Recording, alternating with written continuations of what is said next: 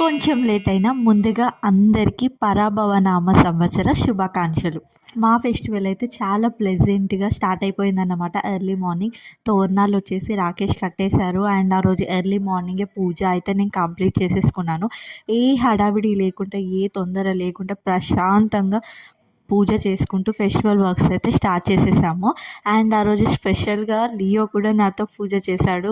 Early మార్నింగే ready అయిపోయి నాతో పూజ చేస్తూ ఆ గంట కొడుతుంటే వాడు ఒక ఎగ్జైట్మెంట్ ఫీల్ అవుతుంటే మేము చాలా ఎంజాయ్ చేసాం వాడిని చూస్తూ. బుద్ధిగా పూజ చేస్తూ నాతో పాటే ఉన్నాడన్నమాట.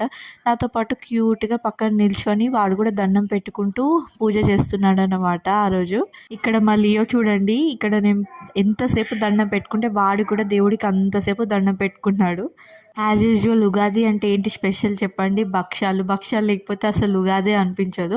మా సైడ్ అయితే మేము భక్షాలు అని అంటాము. మీ సైడ్ ఏమంటారో నాకు కామెంట్ సెక్షన్లో చెప్పండి. ఇంకా స్టార్ట్ చేసేసాను త్వరగానే లంచ్ ప్రిపేర్ చేసేసి. మోస్ట్ ఇంపార్టెంట్లీ ఫెస్టివల్ టైమ్స్లో ఏం ప్రసాదం చేసినా, స్వీట్ చేసినా మా లియో అండ్ మా ఆయన టేస్ట్ చేసి బాగుందని చెప్తేనే ద బిగ్గెస్ట్ సాటిస్ఫాక్షన్ నాకైతే.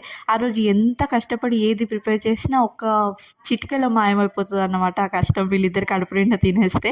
సో నేను ఇక్కడ మా లియో సూపర్ చెప్తాడేమోనని చాలాసేపు వెయిట్ చేశాను అన్నమాట. వాడు మెల్లిగా తింటూ దాన్ని ఆ టేస్ట్ని ఆస్వాదిస్తూ చాలా స్లోగా చెప్పాడు.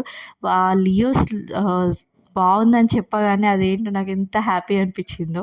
దాని ముందు ఏదైనా తక్కువనే.